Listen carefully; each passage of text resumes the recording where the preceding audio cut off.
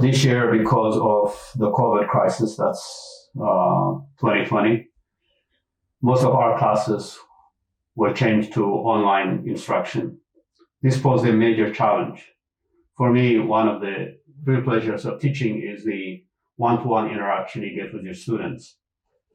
And I felt simply doing PowerPoint presentations or any other kind of presentation that didn't have a sense of personal presence would be even greater challenge for our students and for myself too. Luckily, I came across this setup based on what's called the Lightboard, which was developed by colleagues at Northwestern University. If you Google Northwestern Lightboard, you will see the people that are responsible for it, and then also a lot of resources. So first, let me describe the physical setup. This is my Lightboard. I built it basically using wood and then using low iron glass. I tried it with plexiglass first. It worked fine, but I thought the cleaning the plexiglass was a lot harder than I'd like, so I switched to low iron glass. And then I have a camera that takes basically the video that you're seeing right now, and then a 60-inch monitor at the back that I can look at while I'm doing my presentation. I can see my presentation and any of the participants, let's say on Zoom, including an icon of myself as you're looking at me or as the audience is looking at me. I have a PC with a 30-inch monitor in which I'm running OBS, and then a black curtain behind me, basically that gives this black background to make sure that all you're seeing is going to be seen clearly. Let me here present the audio-visual feed system. The video is basically being captured by a Sony A7 III. You don't need such a high-end camera. You can use any other DSLR camera. Importantly, a lens that has the ability to do wide angle, especially if you're limited in space. I'm using a Tamron 28-75mm lens, but again, you don't need this high-end lens also. You can just use ordinary lens. Helpful that if it has a wide angle capability. The lower the number, the better for this. I'm using a Clone Alliance video capture card. At that time, the more commonly used Elgato 4K capture card wasn't available. So that's what I'm using. That is connected to the camera through a micro HDMI and to the camera, and the standard HDMI to the video capture card. The feed from the video capture card to the computer is through an HDMI cable on the back with a USB and to the computer. The computer feeds the presentation to the back monitor. This way I can see what's going on basically. It's also helpful if you change the back monitor, personalize the screen into black. This way it doesn't reflect on the screen. Above me, there is a Rode microphone. That microphone feed is directly into the camera. I had tried to feed the microphone feed directly into the capture card. It has a capability of doing that, but it didn't seem to work as well. If you're not familiar with OBS, it's a very easy to use community software. There are many tutorials on how to do different things. The important thing is basically in OBS, basically we have what you call sources, scenes first, and then sources. So basically you can have as many scenes as you want.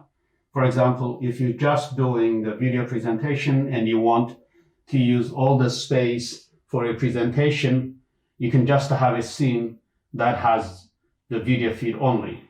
If on the other hand, you have a video presentation that you're doing from an online resource and you want as much of the screen as possible, you can create a scene that only has that.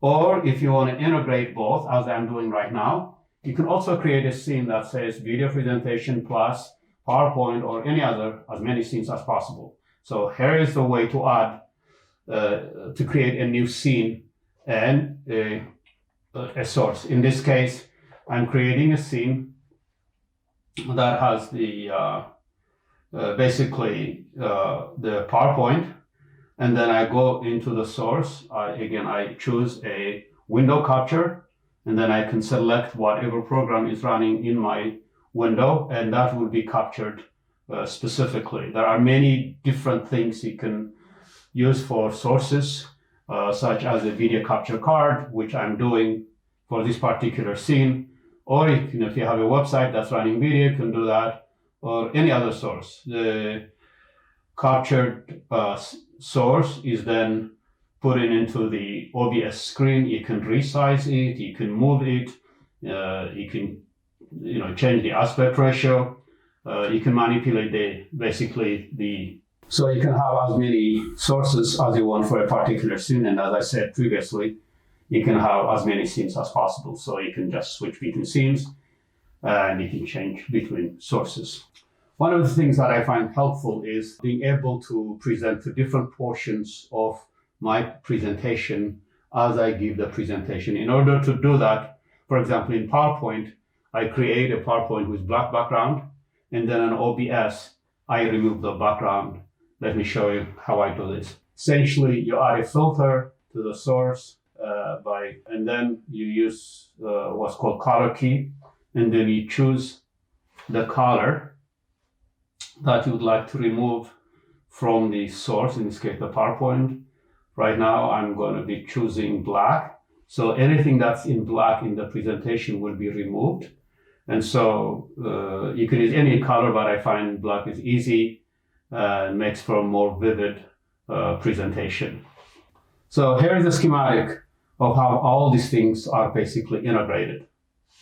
What you're seeing here is basically how the presentation might look like in my 30-inch OBS monitor.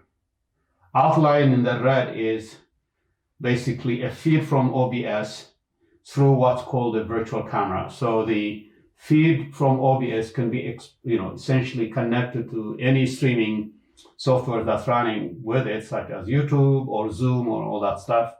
And that it looks like an actual camera to Zoom. So on Zoom, once you have the virtual camera OBS, and you can choose the virtual camera as a camera, and whatever is being fed basically will be the Zoom feed on the video. What I found was that this setup didn't really do a good job maintaining the resolution, especially when you are showing very fine text. So I use the virtual camera feed simply for my icon. This way I can see what others are seeing. The virtual camera component is an add-on that you have to add after you add an OBS Studio software on your computer, but you can go back to OBS and you can get this add-on, and it's basically very transparent how you would do it.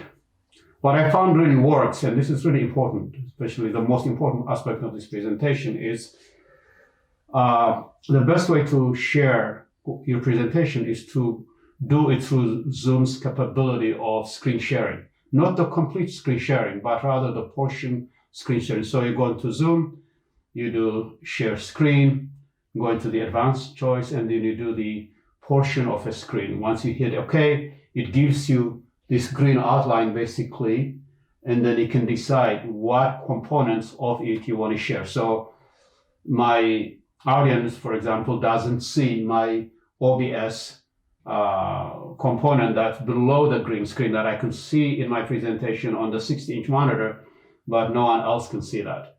The audience will only see the portion that's in the green here schematically illustrated in the way that it would look to someone else watching at home or in a conference or anywhere else. This has been really a great adventure. I encourage you to see how you might be able to do this thing. In order to do this, obviously you need the space. The space needs to be dark, and then the minimal the audiovisual equipment that you need. And then as far as the Lightboard, you can either build it yourself, like I did if you have a wood shop, or there are commercial products that you can get different dimensions and different sizes. Thanks for watching. If you like it, just leave a like. Thank you.